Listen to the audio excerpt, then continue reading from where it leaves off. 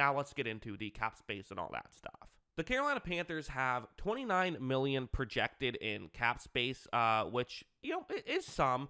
Hey, I thought it was all over.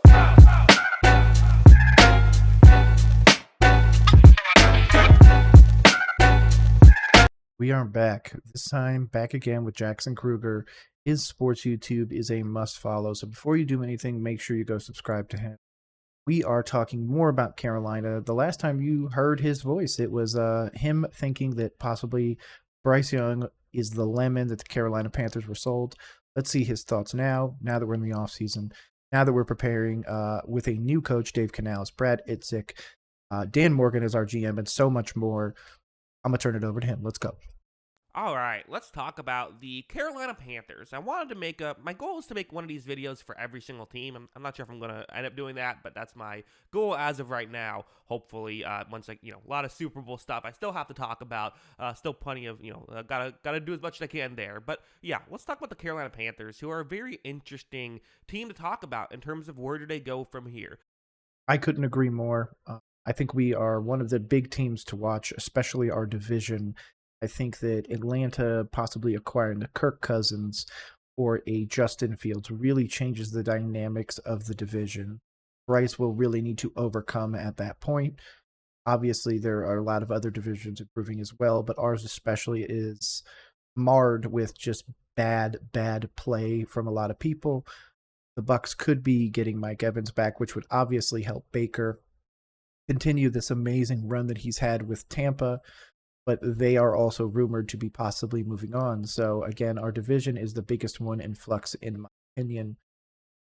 It's going to be really deciding. Can Bryce really just in year 2 kind of take the reins and really run with this? Or is this something where we might have actually truly been sold that lemon? If you didn't hear, they had a trade that isn't looking great right now with the Bryce Young trade. They traded a future first-round pick along with last year's first-round pick and DJ Moore, along with some other stuff to get Bryce Young, draft him first overall. Bryce Young did not look great in his rookie year, albeit did not have a lot of help around him. CJ Stroud, who they could have drafted, looked awesome his first year, and then Caleb Williams, who a lot of people are very high on coming out of the draft, is the first. I'm not. To be honest, I think that that's going to be a big thing that might come to bite me one day, but I absolutely stand 10 toes down that Caleb Williams is not going to live up to the number 1 overall pick title. I don't think Bryce is. I don't even think, to be honest, Trevor Lawrence is. I think it's going to be a big letdown at the end of his career. If you're a first-round pick, you're expected to make it to the playoffs. You're expected to contend for a title at some point. If you never do that, then you didn't really live up to the number 1 pick title. So I think that's going to be a big thing moving forwards. And in my personal opinion, everything we're doing now is to prove that Bryce was the right pick, to prove that Tepper made the right decision in taking Bryce over CJ Stroud. And every time CJ Stroud succeeds, it's another dig into what Tepper believes or believed at the time. So I think that is the true reason of why we are where we currently are. Expected to go first overall. Panthers pick ends up being the first overall pick. So definitely a tough situation.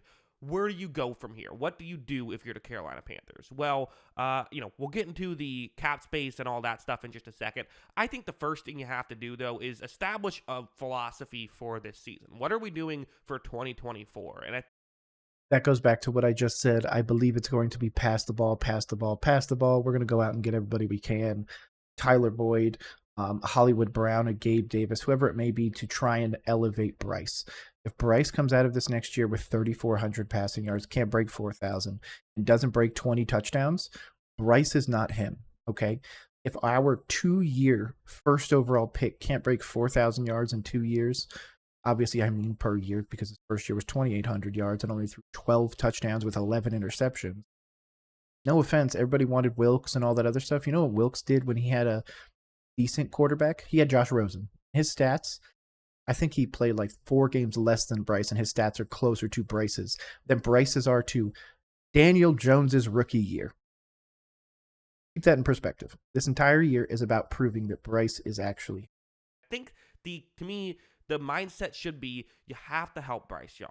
That should be how you're viewing this. You have to do what you can to get Bryce Young to be as, in as good of a situation as possible. I brought this up on the podcast, and I believe it, which is create as good of an offensive situation for Bryce Young as possible, because even if he still sucks, well, now you've created a good situation for the next guy. Exactly. And that would be something that would be great for a Kyle Shanahan, Bryce Young, to get all the pieces. And then he still can't really execute because of scheme, because of whatever it may be. He's shown the flashes, and then all of a sudden another team swoops in, takes Bryce, puts them in their system, a Pittsburgh, for example, and that he might be able to flourish in that. It's going to be a big bellwether season for Bryce. I'm going to keep iterating that every chance I get. Right? Like, it's still a good idea to go out and get receivers. The offensive line was weirdly not great last year because I think there's talent there. So I think that's the mindset. I personally believe that there's a lot more talent on paper with the Carolina Panthers offensive line than there will be on the field. So I would expect that to be one of the major points of contention in this offseason, moving into the preseason and everything. So can they pull it off? How can they make that happen? Well, okay, now let's get into the cap space and all that stuff. The Carolina Panthers have $29 million projected in cap space, which, is some. The cash is a lot better, but I do wonder if they're going to try to not spend over the cap as much this season, try to wait until later. You don't really want to be kicking the can down the road when you're in your rebuilding side of things. So, okay, they have, they'll still probably spend over the cap to some degree because every team does, but I don't know if they'll go that crazy over the cap. So this is where they're at. They can go out and if they want to, do something like that, but they don't have to. These are their free agents. Okay, before he even gets into it, I would pay Burns no problem. Luvu, I would pay, but I'd try and get him to take some sort of discount. I'm not going to make him a top paid at his position or anything like that. I would take back Chark for another year. Again, team-friendly deals, what I'm going to need. I would take back Chin, YGM. Henderson's probably got to go. Shaq Griffin, okay. I'm interested in some of those. I think Henderson's got to go, though. So it's going to be really interesting kind of where we go. Corner's a big place for us. I think that JC is going to be somebody that gets traded at some point. So I think there's a lot of, not only on the offensive side, but especially on the defensive side that's in. Definitely have some guys that they're going to want to keep. I mean, Brian Burns is just a guy who, there was the famous story. I still don't know how true it is. People always believe rumors to be fact, which I don't. I kind of, if you always feel like a rumor is a rumor. We don't know if it's true or not. But the rumor was that the Brian Burns situation, the Rams offered 2 first-round picks for Brian Burns, and the Panthers said no. If that is true, that was a disastrous. If that's true, 100% gets confirmed at some point, which I'm pretty sure it's all but confirmed at this point. I think that is one of the biggest indictments on Scott Fitterer and David Tepper that you can find, other than trading CMC, DJ Moore, this whole trade up to 1 and the usurping of the head coach's decision in choosing the quarterback. So I think there's so many levels to this that there will probably be a 30 for 30 on the first decade of the David Tepper regime. I think idea to say no because now you have to pay Brian. I probably should have said yes to that in hindsight, but you have Brian Burns. You should probably pay Brian Burns. He's a really good player.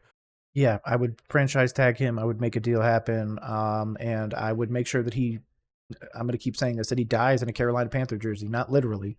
I mean, he's never allowed to wear another jersey. He's going to be a Carolina person forever. I would love, love, love that. I don't see this team succeeding without a Brian Burns. So, or maybe see if the Rams still want to give 2 first-round picks for him. I don't know, but for now, you're probably going to keep him. Some other guys that you probably want to, if you let walk, you have to replace, right? Frankie Luvu, DJ Chark, Jeremy Chin, Yetur Gross-Matos. I think CJ Henderson, someone's going to talk themselves into just because he was a high pick. Shaquille Griffin, I think someone will give a contract too. But also I should mention what this chart is. The number next to their name, that's how many millions of dollars they're projected to be getting paid this offseason. So, there's a guy, I think you want to keep Brian Burns, you want to keep Frankie Luvu. I don't think you need to keep anybody else. And I would agree with that. If you're keeping Yatur, you're keeping Chin, you're keeping Shaq or Henderson, or you're keeping Chark, you're keeping them for a 1 to 2 year deal, team friendly preferably, just to kind of fill the spot because you don't think you can get somebody to immediately give you their level of impact or better. So with that, I would agree with him. In my opinion, it's Burns Luvu.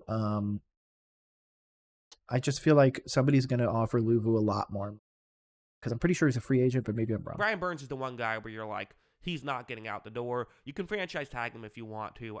I don't see any real scenario where he hits the open market unless it's like a trade scenario where he says, I don't want to play on a franchise tag, and then you have to trade him, but then you get value back. So, and maybe that wouldn't be the worst idea in the world because, like I said, you want to help out the offense, right? That's Yeah, but if that's the case, this sign and trade needs to happen ASAP. So this way you can give everybody time to figure out what we're going to do with those picks and go from there. Unless Dan Morgan and Dave Canales already have an idea of what they're going to do.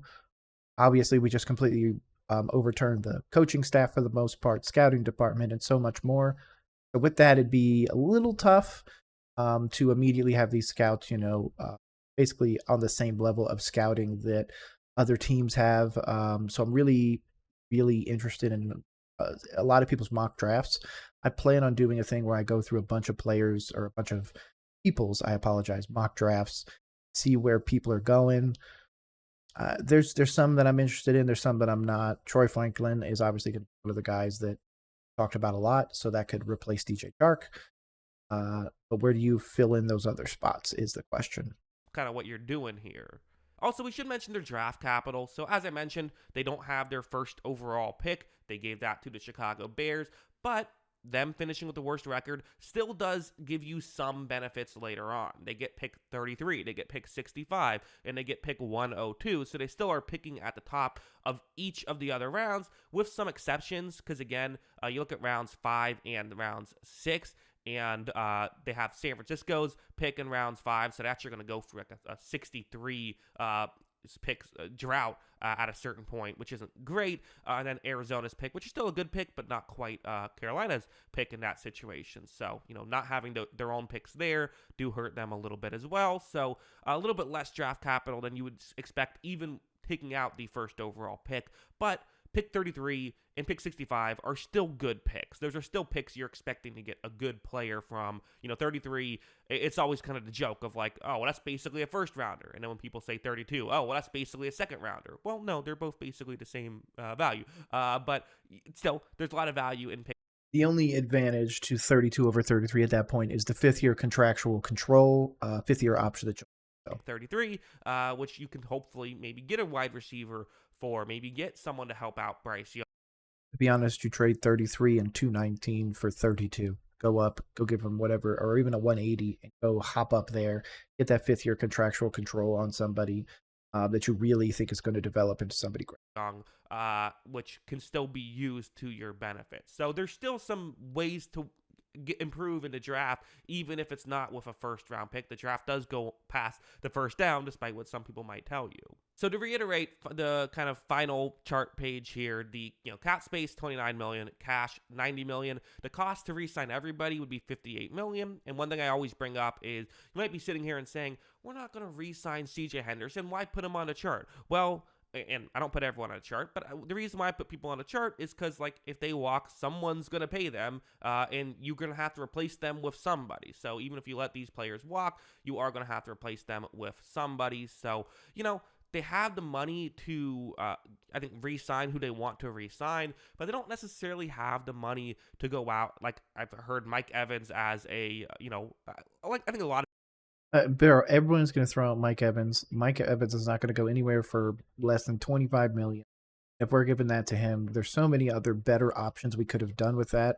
No offense, why are we giving that to him when the same people are saying we can't spend $30 million on a 25-year-old pass rusher named Brian Burns? That's all I'm saying.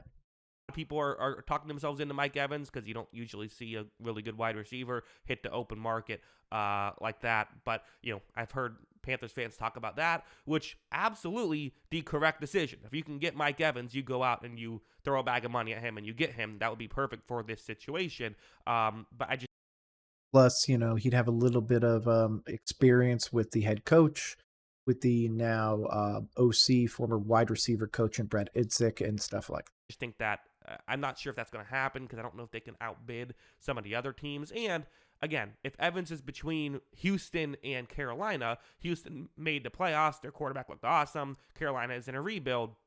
I don't know if you're going to have to overpay to get him, basically. And you're going to have to overpay for free agents in general, which is.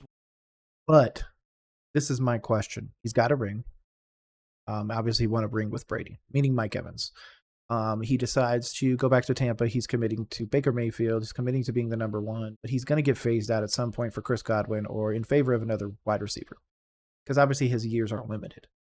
So you decide to go to Houston. Houston is going to be a playoff contender for probably a while, unless Anthony Richardson, just completely dominates that division. I don't expect that. I could expect for DeMeco Ryans, Houston Texans, to continue to improve. That's the better of the options. Now, the other top ones that people were talking about was Seattle and good Lord, the Jets.